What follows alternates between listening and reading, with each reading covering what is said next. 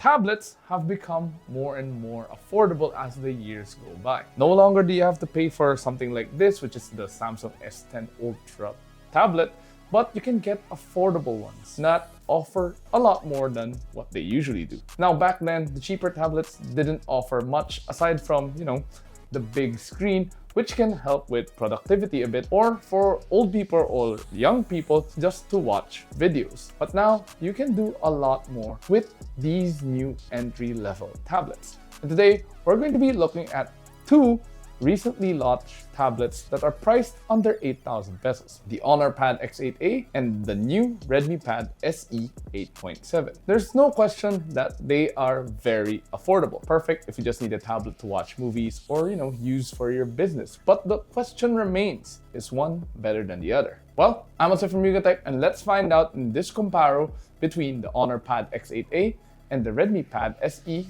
8.7. One of these is bigger than the other, and that's the HONOR Pad X8a. Dimensions are somewhat similar to that of most tablets today and come with an 11-inch display. Meanwhile, the Redmi Pad SE 8.7 is a bit smaller, and as the name implies, it only comes with an 8.7-inch screen. In terms of construction though, the HONOR Pad X8a has the upper hand here. The back panel and the frame are made out of metal, giving it a more premium look and feel. In addition, it also feels very sturdy despite its very affordable price point. It also adapts a minimalist design similar to most tablets, with the HONOR logo at the center and the camera island on the upper left corner. Despite the larger than usual camera island, don't be fooled though. This tablet only has a single camera, which we'll talk more about later on in this video. On the other hand, the Redmi Pad SE 8.7 is made out of plastic or polycarbonate. While it doesn't feel as premium as the HONOR, it doesn't feel that cheap though. Just like the Pad X8a, it also features a minimalist design with the camera island on the top left corner. And now, since it is smaller, it does make it easier to bring around or even fit in your bag. Both tablets are equipped with a USB-C port, volume rocker, and power button, which are easily accessible. However, the Redmi Pad SE 8.7 only has 2 speakers, while the HONOR Pad X8a has 4, but we'll talk more about that later on as well. It's also the Redmi that only has a 3.5mm audio port, which is quite a rare feature on tablets these days. Not to mention, it's also the only one with a micro SD card slot to expand storage. Interestingly though, only the Redmi has an official IP rating as well, IP53, despite its plastic construction. It's not a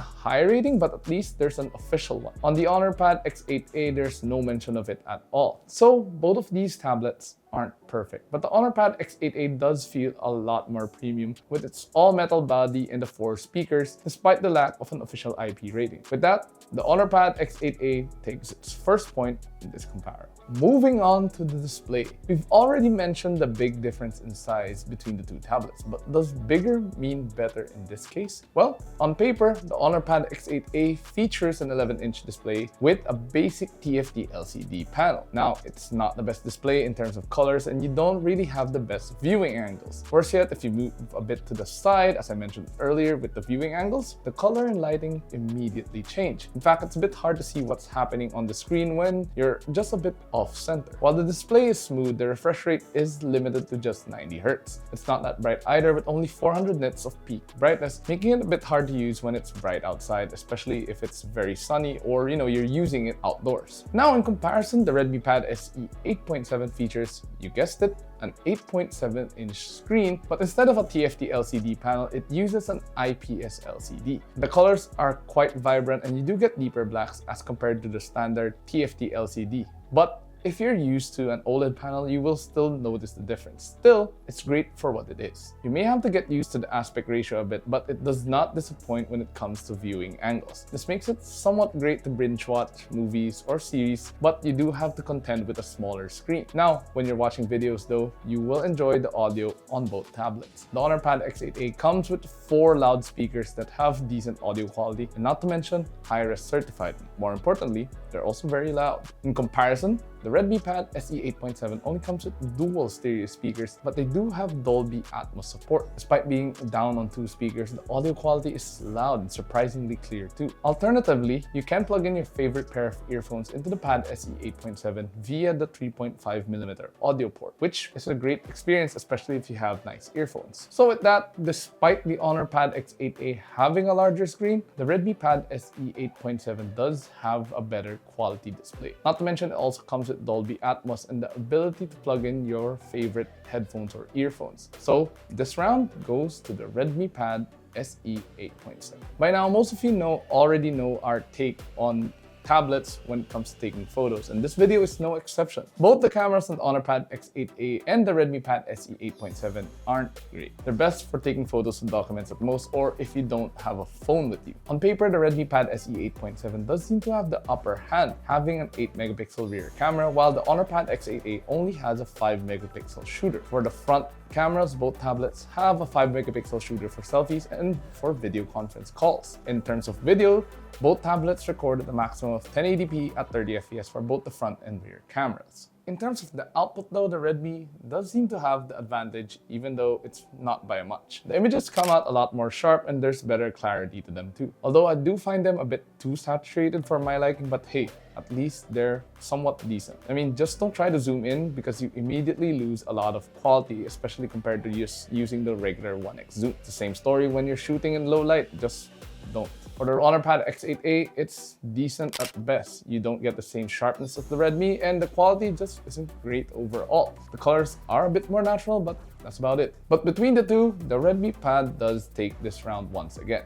It's a small margin, and honestly, I would still recommend using your phone to take photos. But hey, look at the bright side. We don't look that stupid with the Redmi since it's smaller than most tablets. I mean, it's small. Moving on to the performance aspect, and this is where you should set your expectations. Remember, these are tablets that are both under 8,000 pesos, so you shouldn't expect the best performance out there or something similar to, the Galaxy S10 Tab Ultra that I have here. But in terms of specs, the HONOR Pad X8a runs the ever-reliable Snapdragon 680 4G chipset. It is available at 4GB of RAM and an additional 4GB of virtual RAM, along with 128 gigs of internal storage. It is a bit dated, but it's still a reliable chipset for budget models. Do note that there is no microSD card slot on this model. As for the Redmi Pad SE 8.7, it packs a MediaTek Helio G85 chipset, which first came out back in 2020.